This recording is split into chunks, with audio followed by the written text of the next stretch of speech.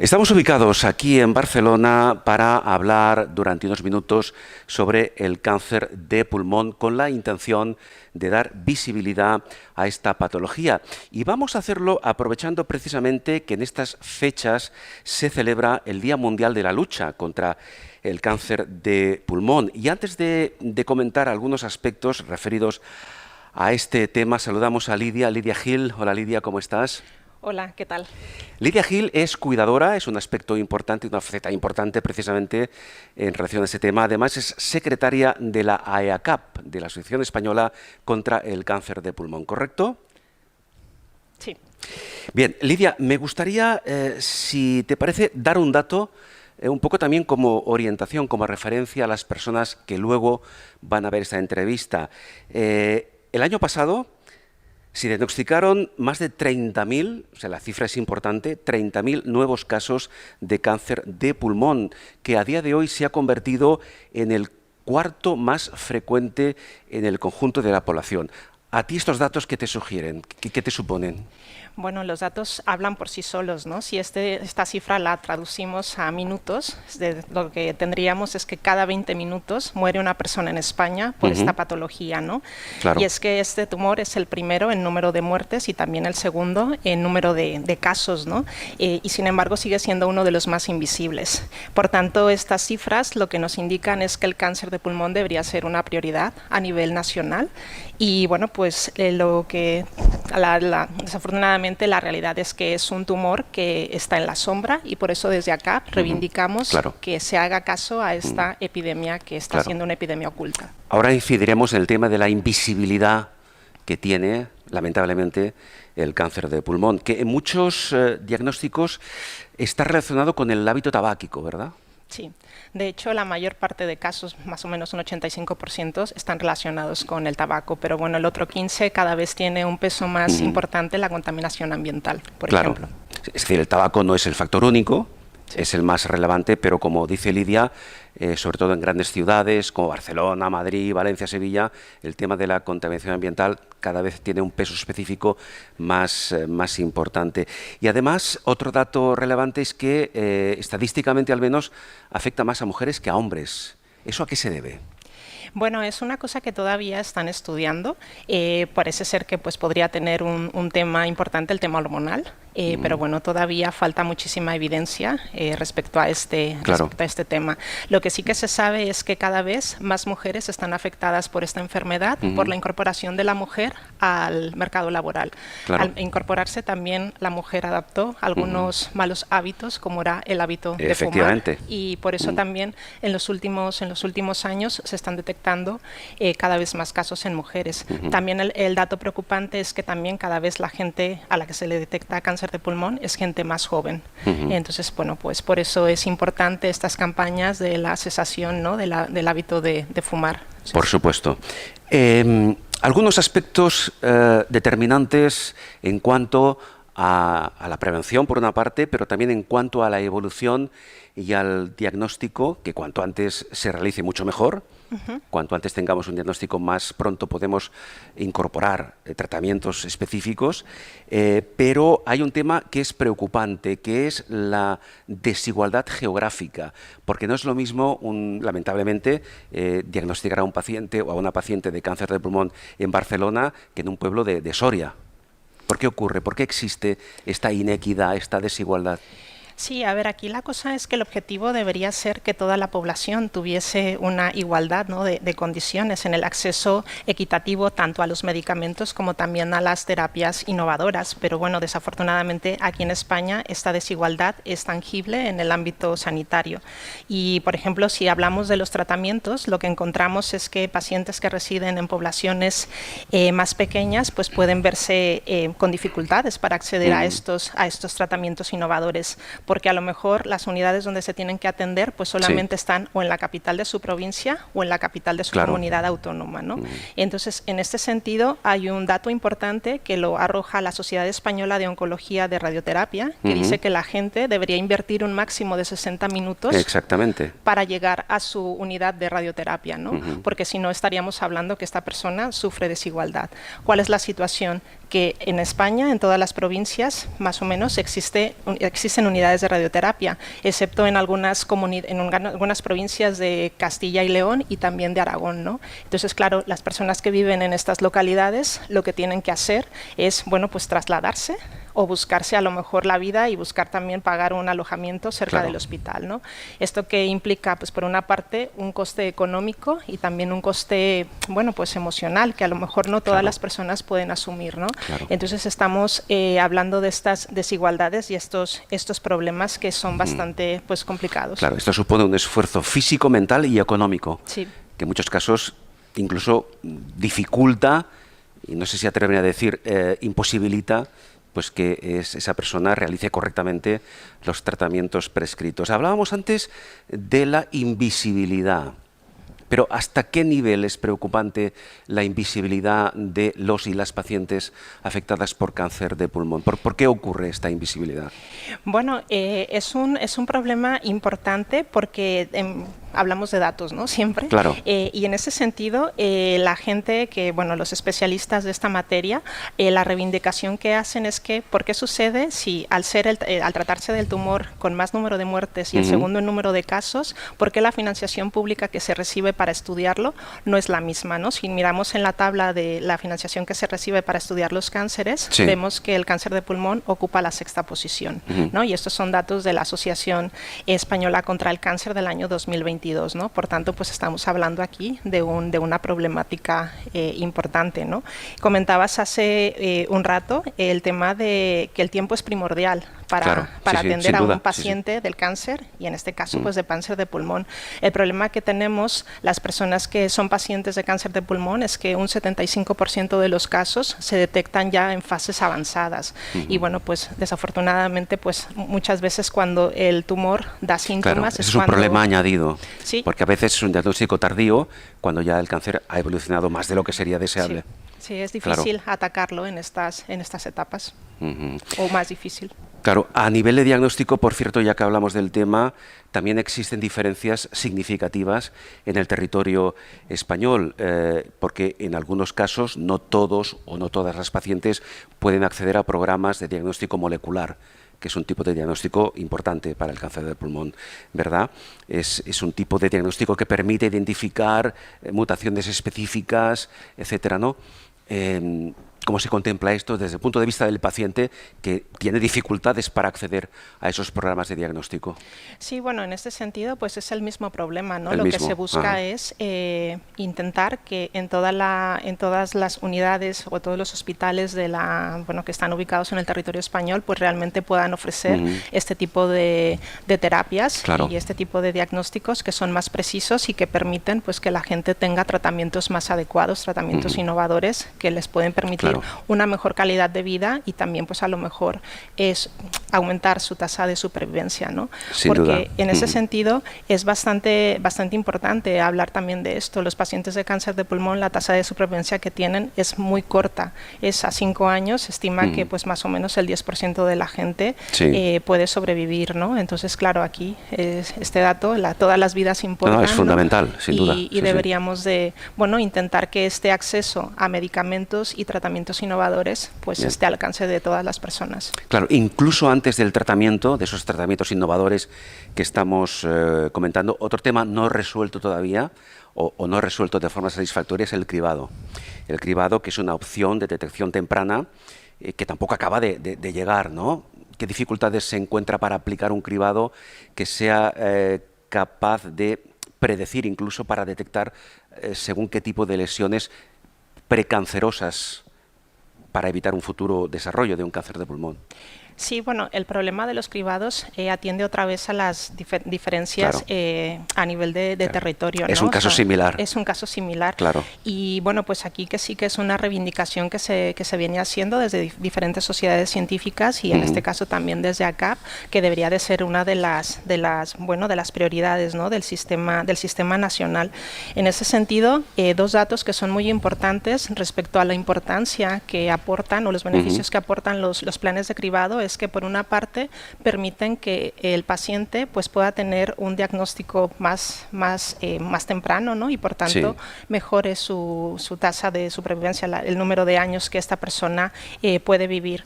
En ese sentido tenemos ejemplos del éxito que significa tener estos programas de cribado en el cáncer de pulmón, en el cáncer de mama o en el cáncer de colon, ¿no? Claro, son programas que ya existen y que resultan altamente efectivos. Sí, porque por ejemplo ahora la tasa de supervivencia en pacientes de este tipo de cánceres, pues bueno, está situada pues en más de un 80% a 5 años, ¿no? Por tanto, pues una de los objetivos es que también esto se consiga en pacientes de cáncer de pulmón. También una de las cosas importantes en este sentido es que, bueno, pues aquí cada comunidad autónoma ha decidido un poco ir por libre, o sea, no existe una estrategia nacional y es una de las prioridades y además que cada se comunidad tiene competencias asumidas en temas de sanidad, por tanto, ahí sí que puede existir, o en la práctica existe una disparidad de criterios. Sí, en este caso nosotros como aquí en Cataluña podemos sacar pecho porque es una de las comunidades que está apostando por este tema, al igual que Galicia, ¿no? Pero la situación ideal sería que fuese una estrategia a nivel nacional en el que toda la ciudadanía realmente se pudiese beneficiar. Pero también en el tema de los cribados, una cosa que es muy importante destacar es que, bueno, se ahorraría un tema de costes bastante importante, ¿no? Ya que está también estudiado que el cáncer de pulmón es uno de los que tiene un coste más elevado, tanto a nivel sanitario, o sea, toda la parte médica, como a nivel de las personas, ¿no? Todo el dinero que se invierte, gastos a lo mejor que son un poco invisibles y que no se ven, o la pérdida de ingresos porque la gente tiene que dejar de trabajar, porque tiene que coger unas bajas, etcétera, etcétera. Ahora hablaremos del papel del cuidador. En todo caso, según estos datos últimos publicados, y antes apuntábamos algo al respecto, antes comentábamos algo al respecto, el cáncer de pulmón junto a los tumores de hígado, páncreas y esófago son los que tienen peor pronóstico. El hecho de que tenga ese tipo de cáncer junto a estos otros que hemos comentado, el peor pronóstico, ¿de qué manera incide cara a los pacientes que están en tratamiento o que han recibido un diagnóstico hace poco tiempo? Bueno, pues influye básicamente en la tasa de supervivencia, ¿no? Pero también yo supongo que el impacto a nivel a nivel emocional, a nivel familiar, o sea, es bastante difícil, ¿no? Y en ese sentido, pues sí que hay deficiencias en el sistema sanitario porque la atención debería ser una atención integral, ¿no? Que también es una de los reclamos que hacemos desde ACAP, ¿no? Esta mirada un poco más integral de la atención que deben de recibir las personas, ¿no? A nivel médico, a nivel científico, a nivel político, pero también a nivel social, ¿no? Y buscar pues que se cubran todas estas necesidades porque a veces hay cosas que no se ven que también son importantes. Vamos a dedicar unos minutos antes de concluir al papel que tiene el cuidador o la cuidadora en este caso, que también Lidia pues lamentablemente tuvo una experiencia en primera persona, pero antes me gustaría, Lidia, comentar un poco en cuanto a la investigación, en cuanto a los avances, tratamientos, ¿qué se está haciendo en cuanto a la investigación para abordar el cáncer de pulmón a diferentes niveles, a diferentes estadios? Bueno, pues ahora uno de los principales avances es el tema de los biomarcadores que se llaman y bueno, pues por aquí viene mucho hay mucho campo de estudio. Aquí también el problema es que existen como dos tipos de cáncer, el de células no pequeñas y el de células pequeñas y en el de células no pequeñas hay mucha investigación al respecto y muchos biomarcadores que permiten ofrecer tratamientos personalizados a los pacientes y las pacientes, pero en el otro ámbito que es un porcentaje de casos más pequeño, pues digamos que estamos en un desierto, ¿no? Y por tanto, pues aquí sí que falta mucho camino por recorrer. España debería invertir en investigación y ciencia, sin duda, en todas las áreas del conocimiento. En general, pero ahora hablando específicamente del cáncer más de que pulmón. Nada, por reivindicar que no podemos olvidar la idea que un país que no invierte en ciencia ni en investigación no tiene futuro, ¿no? Entonces, pues bueno, la reivindicación viene también por aquí. Dicho esto, Lidia, expectativas de futuro en cuanto a los avances en la investigación, ¿hay algo a corto plazo que podamos comentar? Sí, bueno, desconozco cuáles son como al detalle, ¿no? Pero bueno, pues el gran sueño, el gran reto es que el cáncer de pulmón pueda atacarse para, bueno, pues para mejorar estas cifras, ¿no? Y bueno, esperemos que realmente lo podamos conseguir en el corto plazo y Claro. podamos conseguir mejores tasas de supervivencia. Por supuesto, de eso se trata. Vamos a dedicar, Lidia, estos últimos minutos a la experiencia, a tu experiencia personal e intransferible como cuidadora en este caso, porque creo que tu madre fue una persona diagnosticada de cáncer de pulmón. Brevemente, ¿qué supuso ese diagnóstico, ese impacto en tu familia? Bueno, fue una situación súper difícil porque recibir un diagnóstico de cáncer de pulmón en etapa terminal te paraliza, te llena de miedo y bueno, pues no sabes muy bien qué hacer, ¿no? Miedo a perder a la persona, una de las personas Claro. más importantes de tu vida, que tampoco sabes muy bien cuándo se va a dar. Fue, perdón, un diagnóstico, decías, en fase terminal. Sí. Cuando el cáncer ya había avanzado Sí, de forma irreversible. Porque como hablábamos hace rato, Sí. el problema es que se manifiesta normalmente Claro. en fases muy avanzadas. No da síntomas y a veces Sí. cuando da una sintomatología ya ha avanzado de demasiado forma tarde. irreparable. Sí, en nuestro caso la esperanza era que viviera 2 años y solamente pues la tuvimos 3 meses. Entonces pues fue bastante complicado. Y bueno, pues sobre todo también hay mucho miedo a no saber acompañar Claro. y no saber pues cuidar, ¿no? Porque a eso pues no nos enseñan. Claro, esa era la pregunta. Es decir, cuando cuidas a alguien, tu madre en este caso, diagnosticada de cáncer de pulmón, incluso en fase terminal, ¿qué es lo que necesitas saber para atenderla como es lo necesario? Sí, bueno, en un principio no tienes ni idea. Claro. Pero bueno, o sea, por eso cuando descubrí a CAP, o sea, creo que es una labor que hacen impresionante y es necesario y pues son asociaciones que te pueden ayudar en este acompañamiento para que aprendas, ¿no? Y sobre todo que aprendas que las necesidades de un paciente no solamente son las necesidades médicas, sino también las necesidades a nivel de atención psicológica, por ejemplo. Mi mamá era una persona muy creyente, entonces también pues buscamos buscaste ese apoyo psicológico espiritual. y espiritual. Sí. Ajá. En este camino yo desconocía la figura, por ejemplo, de la tanatología, la figura de especialistas en tanatología, Sí. estas personas que acompañan en la muerte. Tengo una amiga que es psicóloga y me habló de esta figura y la necesidad de contratar a una persona así.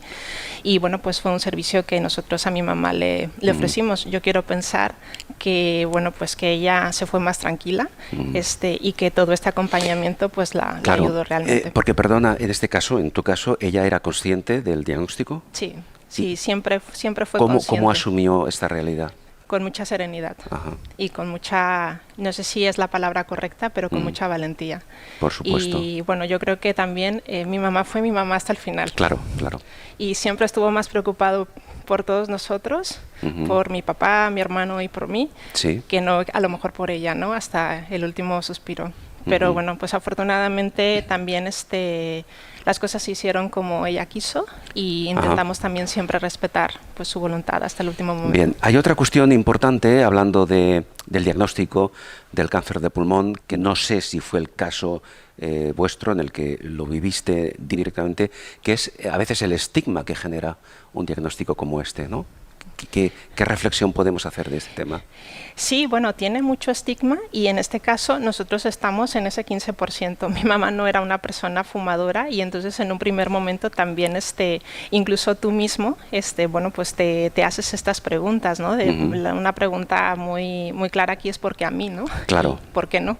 Y además o sea, en este caso todos estamos en la que tu mamá no era una persona fumadora, con lo cual sorprende todavía más ese diagnóstico. Sí, más que nada porque bueno, pues es esta misma imagen estigmatizada que las personas que enferman de cáncer de pulmón tenemos la imagen del estereotipo, que son hombres mayores que han sido fumadores, ¿no? Pero bueno, como hemos estado comentando, pues el selfie, ¿no? de la persona que ahora padece cáncer de pulmón pues ha evolucionado y también hay otros factores. En nuestro caso nos explicaron que seguramente pues se debía a la contaminación ambiental. Mi mamá, bueno, yo no soy de aquí, y bueno, pues ella vive en una ciudad también muy grande en México, en Guadalajara, y es una ciudad pues donde hay mucha contaminación. Sin duda. Una última cuestión que me gustaría comentar es a partir, pregunto Lidia, de esta experiencia vivida directamente con tu mamá, que formas parte de AEACAP. ¿Cómo vinculas tu labor ahora como secretaria de AEACAP? Sí, bueno, pues yo descubrí a ECAP en el 2022, en septiembre, cuando yo volví a casa, en esta búsqueda desesperada de respuestas a la cantidad infinita de preguntas que se habían quedado en blanco. Claro. Me puse a buscar cosas por internet y descubrí la asociación. Me pareció muy interesante la filosofía que está detrás de esta asociación, que tiene esta mirada pues más integral de la atención que deberían recibir las personas que son pacientes de cáncer de pulmón, y sobre todo pues me pareció pues una tarea muy loable, ¿no? La que hace. Muy bien. Entonces pues bueno, me involucré. Ya estás implicada yo totalmente. Me metí ahí y en verano, verano hubo, bueno, había una posibilidad de presentar mi candidatura para la secretaría. Muy bien. Y bueno, pues salí elegida. Entonces pues bueno, pues estamos haciendo cosas y pues bueno, es una asociación muy recomendable. O sea claro. que... Lidia, para concluir, por favor, miras a la cámara, danos una reflexión, un comentario final para aquellas personas que luego van a verte en esta entrevista y que quizá tienen, pues, en fin, la mala suerte de tener un familiar o incluso algún paciente diagnosticado. ¿Qué mensaje les darías desde aquí? Sí. Pues no sé si es un mensaje de esperanza, pero bueno, para mí es importante acercarse a este tipo de asociaciones, sea ECAP o a una asociación similar, porque os pueden ayudar. Si son pacientes, os pueden entender, porque muchas veces también se explica que el cáncer de pulmón es una enfermedad muy solitaria, pero bueno, que son personas que no estáis solos, ¿vale? Es necesario hablar y buscar ayuda de todo tipo y bueno, pues desde AECAP, desde diferentes entidades, que sepáis que estamos trabajando para, bueno, pues para romper estas cifras que son desoladoras, ¿no? Esperemos conseguirlo en el breve tiempo. Claro, pues nosotros deseamos que tanto, como decíamos antes, dirigentes políticos, autoridades sanitarias consideren por fin, de manera irreversible, una prioridad las necesidades de los pacientes de cáncer de pulmón para que estos dejen de ser invisibles, para que venzamos esta invisibilidad. Lidia Gil, muchísimas gracias. Ha sido un placer. Muchas gracias. Lidia Gil es secretaria precisamente de la EACAP y además cuidadora con una experiencia que evidentemente le ha reportado una calidad humana que creo que está por encima de la media, lamentablemente, a partir de la experiencia que has vivido con tu mamá. Muchísimas gracias. Muchas gracias.